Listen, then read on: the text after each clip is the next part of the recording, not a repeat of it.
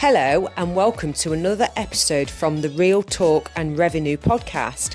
We have myself, Francesca, the accountant, and we have Jordan, the therapist, and we bring real powerful conversations around building revenue, building confidence, how the mindset works, all different discussions around to help others in business and in their personal life. So listen in, tune in, let us know what you think, ask questions along the way and we'll be sure to answer them. Enjoy. All right, episode 86. I want to call it How to Transform Your Life. Okay. Because... So pressure on today. Yeah. How to transform your life on a Monday. Yeah. It's sunny. It's sunny. When it's sunny, I feel like you can change your life. Do you know what I mean? You wake up, the sky's blue, it's sunny, and you're like... possibilities are endless. Wake up and it's grey and raining, you're like, oh. Yeah. I know what you're saying there, right? And the only thing so for example, I went through a stage of wanting to become a runner. And people say, well, I'm not a runner. Well, no, you're not, because you're not running. But as soon as you run, you're a runner. That's it. Yeah. Whether you do 1 minute of running, I think you need to act and tell yourself you're a runner. Yeah. That's your first step. Tell yourself you deserve better, for example. Yeah, so first is backing yourself. Backing yourself. Even if it doesn't feel true right now. And it won't. You've got to back yourself. You've got to have self-belief. Yeah. We've spoken about this quite a lot. Yeah. It's even if there's still doubt, like there's got to be like a tiny piece of you that believes it's possible. Because if you don't believe it's possible, you don't bother, do you? It's so true. Yeah. And a lot of people miss this step. Yeah. I feel like you've got to have it to start. Like, even if I think, like, when my confidence wasn't very good and I'd, like, riddled with imposter syndrome, like, didn't really believe in myself, I still took quite a few chances that meant that 1% of me thought maybe there's a chance. Yeah. And I thought to myself, I've got nothing to lose. Yeah. Like... I'm no worse off if it doesn't go well, but I used to say to myself, like, in my head, like, if by some whim. So again, like, I wasn't attributing it to my own, like positive traits and attributes or skills, but, well, maybe on a whim I could get it. Mm-hmm. And I think that's where the whole narrative around, like, doing something before you're ready and then you can grow into that role. Because people want to be perfect at something before they even give it a go. Yeah, or think they need to be confident, and then that will make them confident. I was talking to a client recently actually about, like, starting a new hobby, and we were laughing because we were saying, like, he was saying, like, but when I start something, I know you've got to be a beginner, like, but I'm shit and I can't cope with it, and then I just give up. Yeah. Because he can't cope with just being shit or bad at something. Oh, that's so initially. Interesting. That's probably what it is. But and you know what? We had a conversation, and I was like, you've got to just push your ego to one side, because that's what it is. It's ego and it's pride, and, like, you're gonna have to be rubbish. And he was like, yeah, you're absolutely right. Because it is. It's all about ego. Like, what's the worst thing about being rubbish, or what's the worst thing about doing something just for fun, even if you're rubbish at it? Like, you're going to have to start somewhere, aren't you? So there's got to be a part of you that thinks, like, it's possible. Even if I think it's 1 in a million, like, maybe it could work out for me. Yeah. Like, just even if you can only get to that level, because I know a lot of people, like, you're not going to wake up and be like, I'm amazing, like, I've got all the confidence in the world, like, especially if you've not been a very confident person, or you've got low self-esteem, or you don't believe in yourself most of the time. It's not going to be a 360 turnaround, but if you can just get to, like, maybe there's a possibility that I could actually do this if I put my mind to it, because you can. Spoiler alert, you can. I know, and I can only go back to, I remember, and it feels like literally this, I woke up one day and I thought, I don't want this life anymore. Yeah. The biggest thing for me is I don't like to rely on anyone. I know. I know. Because you get let down. And you think, if you rely on people too much... I don't think that's a good... I know where you're coming from. Yeah. Like, and on the one hand, it's a good motivator to, you know, motivate people to get up and follow their dreams. Yeah. It is. But also, like... you can't do it out of fear either. I'm not saying, like, that's where you're coming from, but when you say like you're gonna be let down, like you are right, like you're gonna be disappointed, let down, things aren't always gonna go to plan,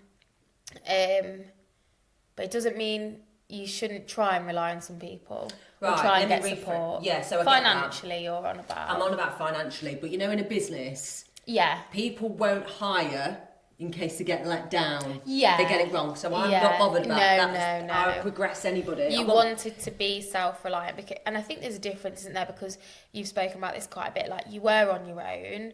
You relied on like benefits, didn't you? And like money coming in from other people, like dads, and that wasn't serving you, was it? It's not like you were saying like, I don't want to rely on my like supportive partner if that's an agreement you've got. That's different, isn't it? It is different. So yeah, fair enough. So waking up on that one day and thinking, I slowly mapped out in my mind, visualised like stuff that I thought was 1 in a million. Laugh, even had a little giggle. Like, visualisation is so powerful though. We've done an episode on that at some point. Yeah. So yeah. We like search on our Spotify, you can search like keywords. Yeah. And you'll find the visualisation one. Yeah, it's so powerful. It is so powerful. So step 1 is back yourself. Yeah. And that won't necessarily mean you truly believe it. No. I did not believe some of the things I've done would come to fruition. But you just got, even if there's a shred of hope, just like, a shred of hope. Find, pinpoint somebody else that's done it and use that as your template, that it can be done, even if their circumstances are different. And I also then thought about who is around me right now, who causes me that uncertain bubbling in my belly. You know, that uncertain, like, you know it's not quite right, but you're doing it for the wrong reasons. Yeah. You have to reshape that as you grow older as well. well. So is this step number 2 then? Potentially. Yeah. Get rid of the negative energy in your life, whether that's people, like things, places, jobs. It is, right. Shed. This is me, I'm just naturally talking about this, right? Yeah. So 1 is back yourself. Yeah. 2 is cull. Cull and shed. Cull and shed. Shed the negativity. Right, so when and this can be family. No, it often is. I'm going to do an episode on this soon, a reel, because it's coming up all the time. Is it? I know we've talked about this behind the scenes. It's so important. Like, it's coming up in the therapy room all the time, and it's coming up in conversation with like multiple friends and my own family members. So yeah, it's a very interesting and very painful journey to go on. Yeah, it is. You know what? I think I might have said this before, but people forget anyway. But my number 1 personality trait is forgiveness. Yeah. So, and I'm like, oh my God, I easily forgive and forget. That's my own sanity. And you know what? That's exactly what I was about to say. It's not a negative thing. It doesn't mean that you forgive and forget and hold hands and people please. No, but you can just forgive and forget and move on. Yeah. Not brood, not be bitter and resent.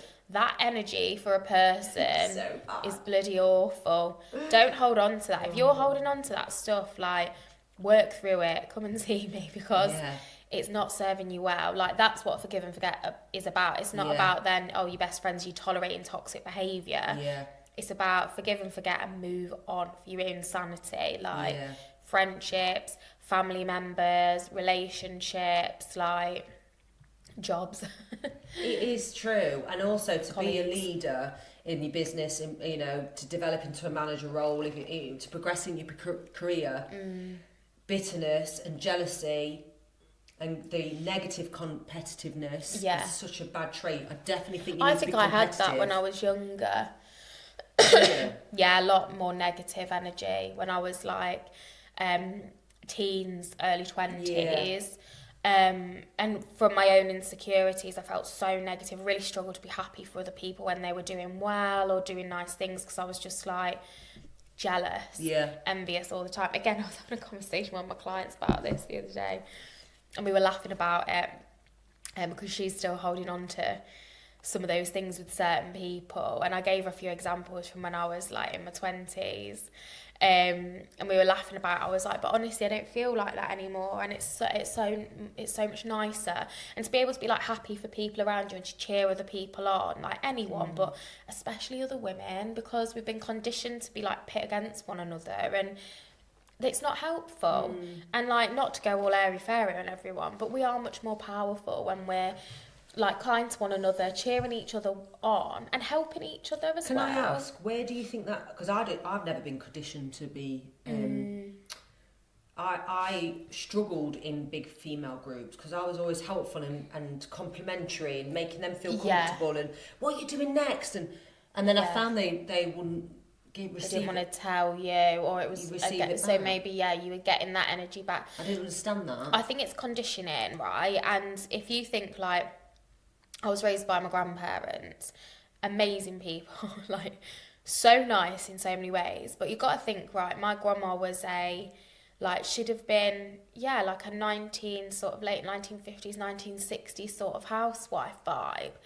And women of that generation, like, she was so bitchy, like, always kind of gossiping. Oh, yeah, I know. You know, if you say something, she'd always have to say something negative. What are they up to nowadays? Why, like, she's at it again, is she? Up? And then, like, family gossip, she'd be like, oh, you never guess, like, blah, blah, blah. Always something negative to say. So, again, and I think her generation was very... And it makes them feel better. Not over-generalising, because, of course, there are examples out there of women in all generations that weren't like that.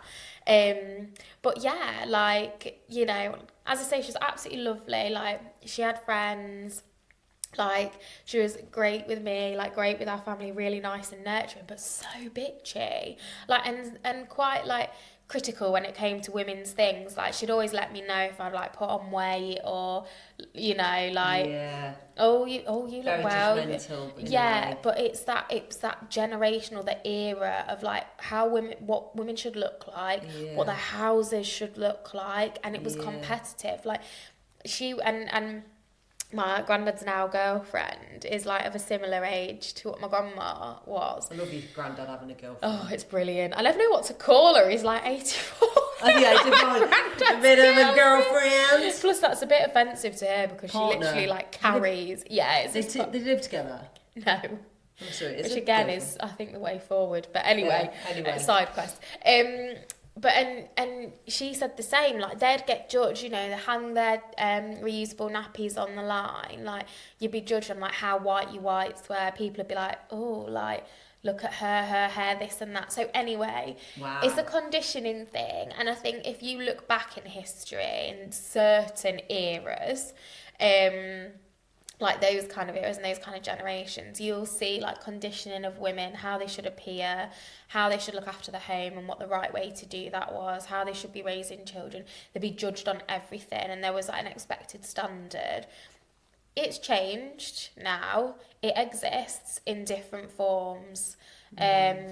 People like show up with their flaws and stuff like that. But anyway, it's a conditioning thing. So I think that's where it came from for me. That's observing the competitiveness and observing. I think my mum was pretty much the same. It brings loads. But maybe it just didn't land for you, like for whatever reason, like, and you kind of didn't adopt that, you know, and that's great. I love helping others succeed. I love helping others bring out the best in them. But that doesn't mean you can't learn that behaviour. Simple. You can learn that behaviour even more, probably better than what I've done. Yeah, fully. And fully I think, all in. Yeah. I'm just thinking now, and it would have been reinforced for me by like lots of other influences around me, like lots, just the circles that I moved in, and interesting. But and anyway, the final third step, I'm just trying to think. So the first one is back yourself. Second one is cull and what's the other one? Cull and shed. Number 3. And number 3 is action and reassurance. Planning. Because actually, you can't do anything. Fair enough, you can have all the ideas in the world, but if you're not doing any steps towards it... Yeah, take the first step. What is it? Yeah, what is it? And actually, some of the first steps are in step 2, really, of the action piece, like culling people from your life or distancing yourself or deciding you're not going to invest energy or you're going to leave a relationship or you're not going to invest in friendships anymore or whatever. That is part of the action, do you know what I mean? But and reassurance, this is big for me. Reassure yourself. You don't have to, if you ask too many people's opinions, it's going to dilute your own inner voice, and you want to reassure yourself. So for example, doing something new and it feeling hard, It doesn't mean it's wrong. Exactly, and reinforce inside yourself and go, yeah, I can do this. Yeah. It's a lot of people that don't do that bit, and the reassuring bit of yourself is so important. Yeah. And not many do that either. And Yeah. it's so interesting. And it's like, you can have, I say people should have therapy and this, that, the other, but some people have therapy as a tick box as well. Yeah. And they don't implement that action piece, which is the most important as well. We come up against that a lot in the therapy room. And it's not that people don't want to change, but it is like it's instilling that kind of like hope and motivation for people a lot of the time. And, you know, I suppose there's like a coaching element to it in a way as well. You're kind of like coaching someone into taking the first step and taking action so they can see the benefit from it. 100%. And sometimes that takes a really long time. A really long time.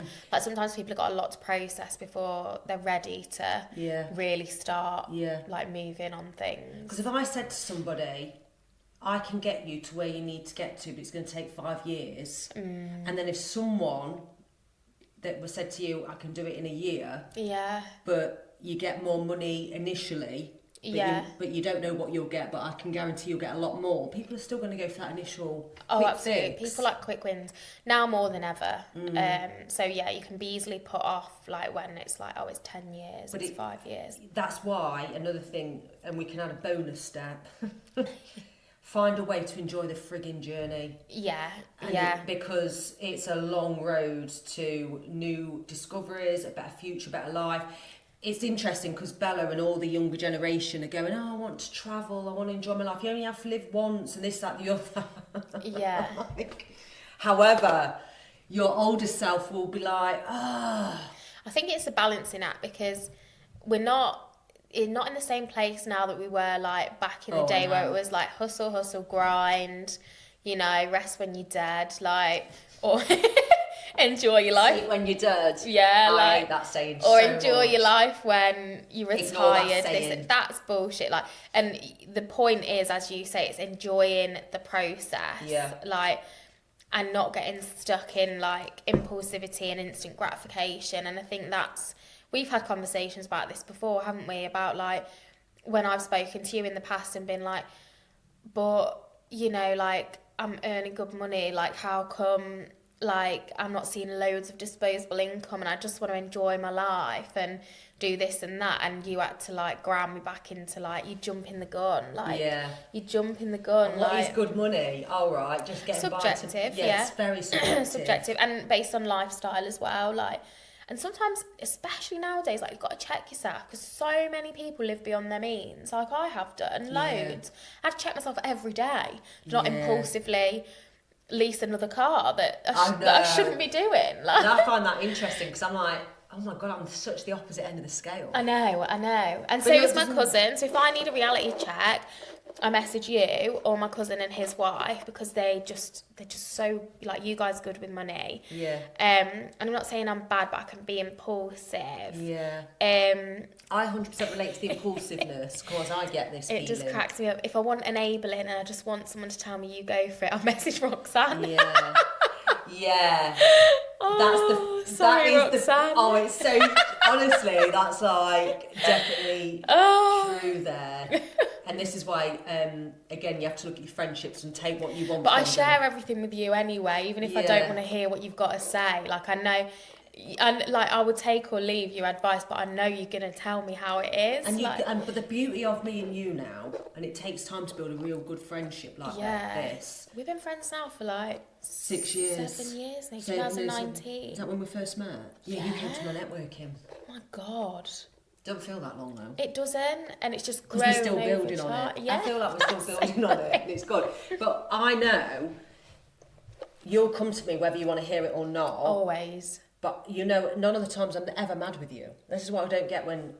It's a safe space, not to be cliche, but non-judgmental. Like it doesn't matter if you don't agree with me. Like I'll know if you don't agree with me, but I don't feel like judged or criticised. Not at all. That's a really important thing about like positive relationships. Like that's another thing you can assess when you're doing your cull and shed. Like, do you think they're discussing you behind your back, sort of thing? Yeah, or like, could you just imagine feeling like that? can you talk about anything and not feel judged? Leave that WhatsApp group, most girls. of the time. Leave that WhatsApp group is what I'm going to say, because I bet that will land with so many people. Yeah. That WhatsApp group that gives you that negative energy that you know that they're being catty about someone. Or if you think it. like, if I don't reply, like everyone's going to be slagging me off or whatever. Yeah. Hop, skip and jump out of there. Right, I hope these 3 pointers have helped. And the bonus thing at the end. Bonus. Next week we're going to talk about, I want to find out, or if you want to find out, are you a negative person? Because not many people know what they are. Yeah, well, I've been one. So. Yeah, and I've been one last year at times with Steve. Thanks for listening, and we'll see you next week. Bye.